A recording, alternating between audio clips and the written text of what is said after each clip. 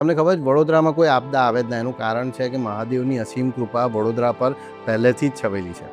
જ્યારે પણ તમે, મને નહીં ખબર કેટલા વડોદરાવાસીઓએ આ સાંભળ્યું હશે, પણ મહાદેવના 9 દિવ્ય મંદિરો વડોદરાની આજુબાજુ એવી રીતે ગોઠવાયેલા છે ને કે એમની ઉર્જાથી વડોદરામાં કોઈ પણ ઉપાધિ કે કોઈ પણ આપદા બહુ જલ્દી આવતી નથી, અને આવે છે તો પેલો કહે ને કે ભાલાનો ઘા સોયથી જતો રહે એમ જતું રહે છે.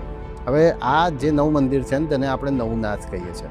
શ્રાવણ મહિનો છે તો નવનાથની હું તમને વાર્તા કહું તો સૌથી પહેલું જે નવનાથનું મંદિર છે ને તે સિદ્ધનાથ મહાદેવ છે. હવે સિદ્ધનાથ મહાદેવ ખંડેરાવની એક્ઝેક્ટ પાછળ આવ્યું. ખંડેરાવ માર્કેટ જો તમે જોયું હોય તો એની એક્ઝેક્ટ પાછળ સિદ્ધનાથ મહાદેવ છે. અને સિદ્ધનાથ મહાદેવમાં તમે જ્યારે પગ મૂકો ને તો ખંડેરાવ માર્કેટનો જેટલો અવાજ છે ને એટલો બધો જ જતો રહે છે અને મગજમાં શાંતિ થઈ જાય છે.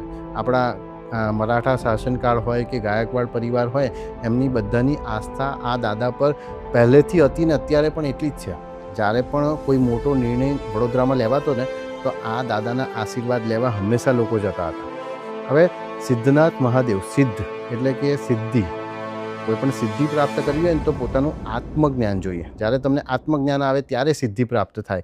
એટલે કે તમારે આત્મજ્ઞાન જોઈતું હોય કે જ્યારે પણ તમે કોઈ નિર્ણય લેવામાં તકલીફ હોય કે કોઈ મગજમાં ભ્રમ ચાલતા હોય, આ મંદિરમાં જઈને ખાલી 5 મિનિટ બેસો, 5 મિનિટ આંખો બંધ કરીને બેસો, તમારા મગજના બધા ભ્રમો દૂર થઈ જશે.